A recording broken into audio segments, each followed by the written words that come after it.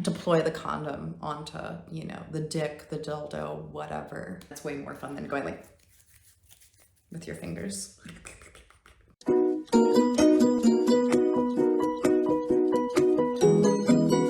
Hi there, my name is Zoe Ligon. I am a sex educator, artist, and the owner of Spectrum Boutique, which is an online sex toy store.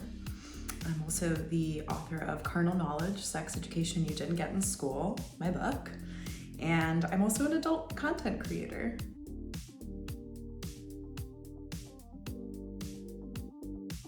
I think it's really mind-blowing knowing the people who are behind the creation and invention and sales of the sex toys that have brought me so much joy in my life. You know, the people behind Magic Wand, for instance. It's crazy to think about, you know, being an 18-year-old buying a vibrator and then think, oh, fast forward a decade from now, you'll be hanging out with the people who created this masterpiece and distribute this masterpiece. So maybe that sounds kind of small and not mind-blowing, but I think that is what is most mind-blowing to me.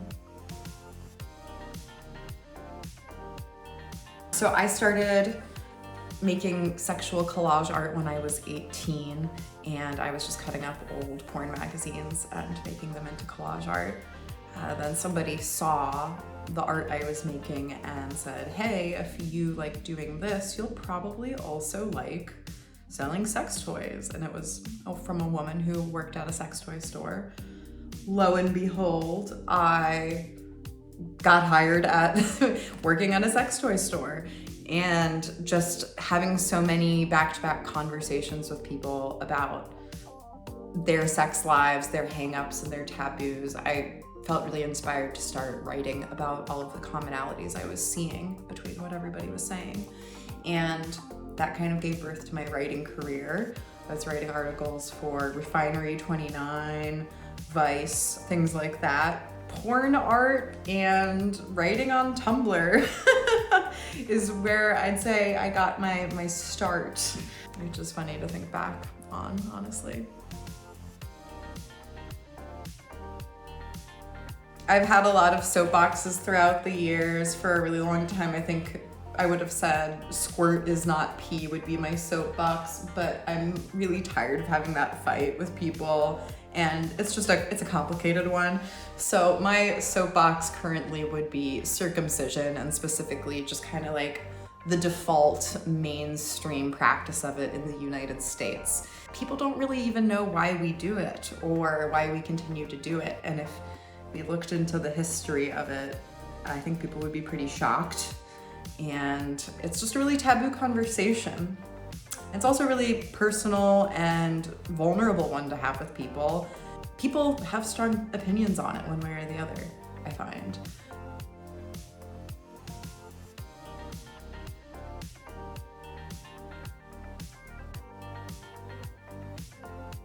Honestly, I'm really struggling to self-promote these days just because the landscape of the internet has changed so much since when I started self-promoting online.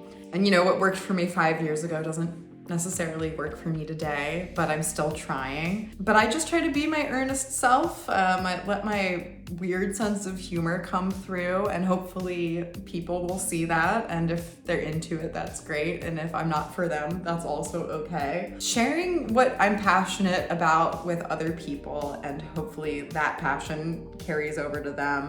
I think also with so much censorship in social media, it really makes adult business people like us get crafty, which is such a pain in the ass, but it also presents a really fun challenge for how you can kind of be a little bit sneakier and get around the filters and the censorship. So I'm always kind of tickled when people find me and click with what my vibe is, because I'm pretty much just being myself, maybe an exaggerated version of myself all the time.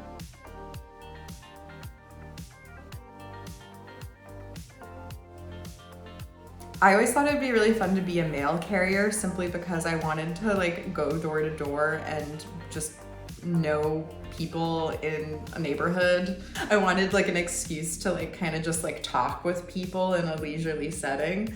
That sounds so funny. I don't think I'd want to actually be, working for USPS today. It's definitely a difficult job. Although I do have a good relationship with my mail lady. She's awesome. But my real answer is just like anything that has to do with nature, whether it's like kind of like working on habitat restoration or more of the plant and wildlife side of things, or being like a hiking guide. I would really love to do something that has me be outside in nature, connecting with the natural world more than the inside world, staring at screens that I'm mostly doing in my real life now.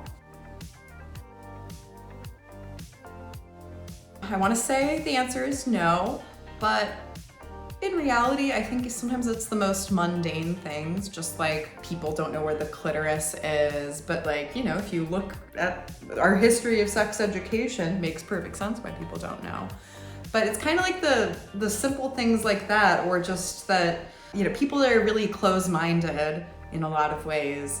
And obviously I know that people are this way, but I'm still kind of shocked by how we all continue to be closed-minded as a society towards sex. But that's also not really individual people's fault, and kind of just like our world, but it never ceases to shock me. Magic wand, I've already name dropped it once. I just love the Magic Wand. I'm personally the biggest fan of the Magic Wand Plus. I like that it's a plug-in and it has 4 speeds. However, everything they make is pretty awesome. It's just so versatile. I think everybody could use a magic wand in their life, and there's so many attachments for it. It can be made into an internal toy. What is not to love? It's been around since the 70s. Come on, people.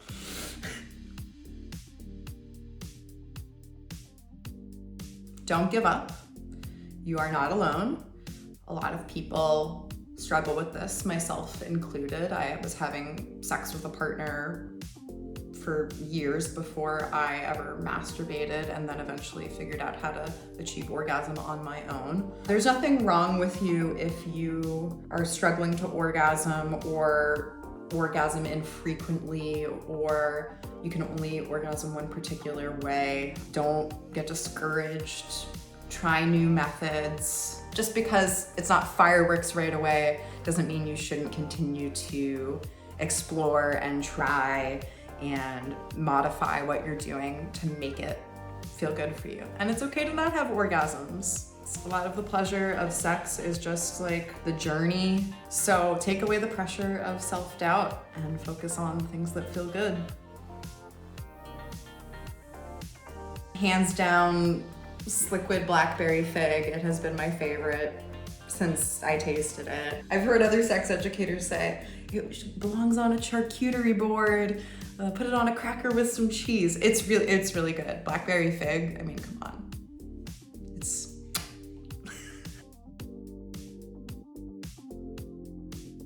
If you're worried about what people think about you, they're probably too busy worrying about themselves to be paying attention to what you're doing. If someone's being mean or rude to you, most of the time it's just a projection of something they're going through that is being projected onto you. So not that we shouldn't be self-aware and all that, but I think when we get in our heads and we're like, oh my God, what if I look silly or stupid doing X, Y, and Z? Nobody's paying attention. It's like when you're at a party and dancing, nobody's like, man, that person looks so weird dancing. Like, nobody's thinking that, just dance. If someone's paying that much attention to you, like, they're the ones with the problem.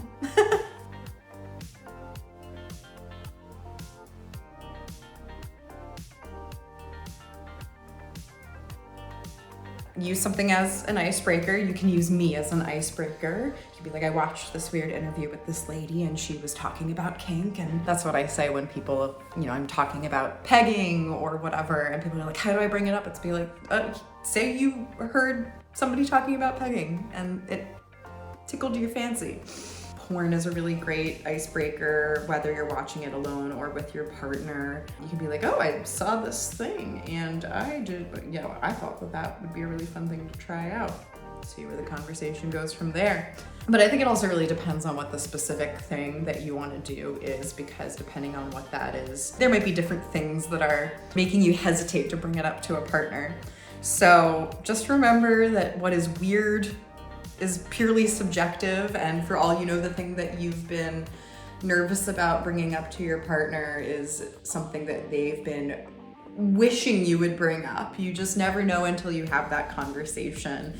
And if it doesn't float their boat, you can have a conversation about it and find where you do overlap on your interests. So that's why communication in relationships is so generally important, but specifically with talking about kinks or things that you want to try that are new, just get into the habit of communicating about stuff. And you can't make somebody do something with you if they're not into it, obviously, because a lot of people will phrase the question sometimes as like, how do I get my wife to peg me? And it's like, well, she has to want to peg you. Have the conversation.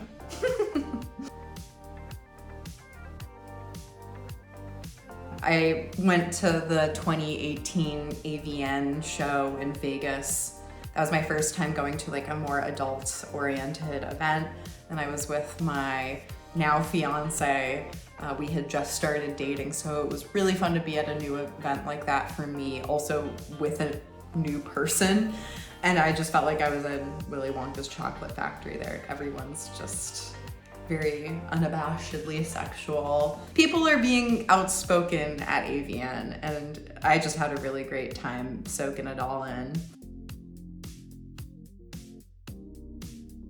The Mr. Universe dildo by Tantus has been a longtime favorite of mine. The name is really funny to me because Mr. Universe is a bodybuilding competition. Several years ago in my warehouse, I had some family visiting the warehouse and they saw it sitting on the shelf and they were like, Mr. Universe. So to this day, there will be jokes about Mr. Universe, like, oh, how's Mr. Universe doing? And I just think it's really funny to imagine like if the universe had a cock, what it would look like, because I feel like Tantus did a great job encapsulating what the universe's cock would look like inside its veiny, huge walls.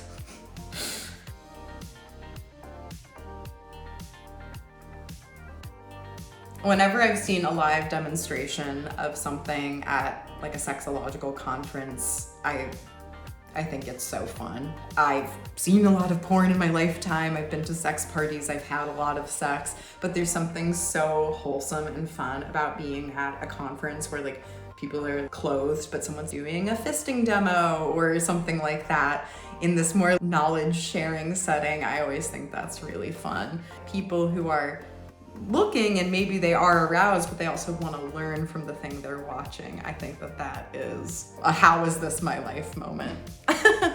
I need more of those moments in my life. You don't have to have sex. You don't have to have a certain kind of sex. You can define what sex is. If that means physical intimacy is filling up your need for physical intimacy, just, closeness, that can be enough. It's up to you how you define sex for yourself. Even if it's just like, I'm not interested in having sex right now, or I'm never interested in having sex, that's all okay. Don't let the pressure of the outside world get to you, because even though we live in a very sex negative world, sex is still everywhere. Commercials are very sexy. There's like negative portrayals of sex everywhere and a lot of pressure to hit certain milestones or whatever. Just let go of that. As long as things are safe and consensual, just like live your life. World is your oyster. And even if that means having no sex, that's great. Just learn from a variety of people from a variety of mediums. Learn from sex educators, a wide variety of them. Read books, listen to podcasts. Definitely learn from your own life experience, but don't let that be your only source of knowledge, because obviously we're all different. Have conversations with people in your day-to-day life, when appropriate, of course, but just get comfortable talking about it and You'd be surprised at like how many different places you can learn from the world about sex. If you want to go take a certification program, more power to you. But also a lot of sex educators are coming from the school of life, and that's okay. So try to just be that information sponge. Don't worry about the letters after your name or what certification this or that. That can be a thing to think about one day, but being a sex educator is so much more than that. I'm not certified in anything. I'm certified in being a weird, sexy lady. I don't know. You want to put a condom on without your hands. It's way more fun. You're gonna put a little bit of lube into the reservoir tip, put the outside in your mouth, and then deploy the condom onto, you know, the dick, the dildo, whatever. It's way more fun than going like with your fingers. I don't know, maybe a lot of people do that, but that's something that I feel like when I've done it, people are like, oh, that's fun.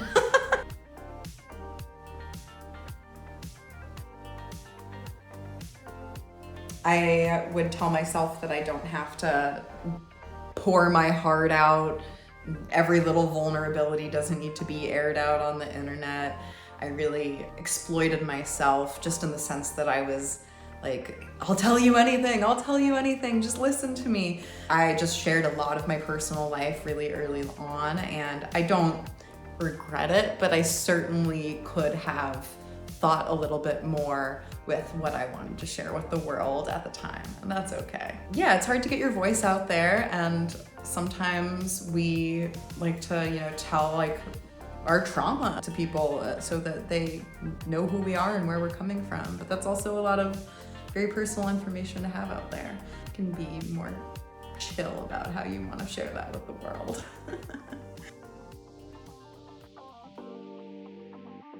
I mean, this is going back to an earlier question, but I think that just all discussions around foreskin in general, and again, this is specifically in America, but interacting with a penis with foreskin, I think there's a lot of mystery and unknown around that, and there's also just not a lot of conversation around it. It's kind of like presumed that, you know, if you're taking a blowjob workshop or whatever, it's like kind of presumed that the dick you're interacting with won't have foreskin. And like, while maybe statistically in the US, many of us are, it's just, again, a taboo, controversial thing that I really don't think we talk about very much. I'm just kind of like, why it exists.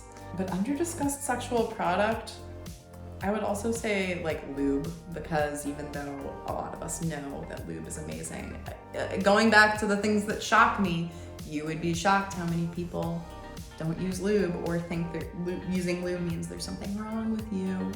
It's not true. I am Thongria, that's Thongia, on all platforms, including OnlyFans. And my store, Spectrum Boutique, is at Shop Spectrum Boutique online or spectrumboutique.com. And my book, Carnal Knowledge, Sex Education You Didn't Get in School, is available wherever good books are sold. Thanks, everybody.